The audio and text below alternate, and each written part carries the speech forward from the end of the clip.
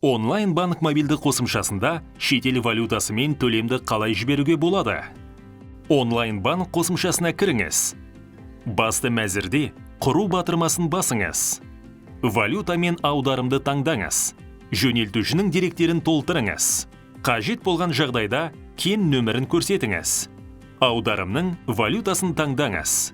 Есептен шығару үшін шотты таңдаңыз. Аударым сомасын енгізіңіз. Қажет болған жағдайда валюталық бақылауға арналған құжаттарды салыңыз. Ары қарай батырмасын басыңыз.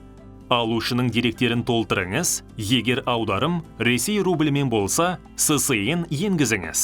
Төлем туралы ақпаратты толтырыңыз. ТМК таңдап, төлем мақсатын көрсетіңіз. Валюталық операцияның кодын көрсетіңіз. Комиссияны есептен шығаруға арналған шотты таңдаңыз.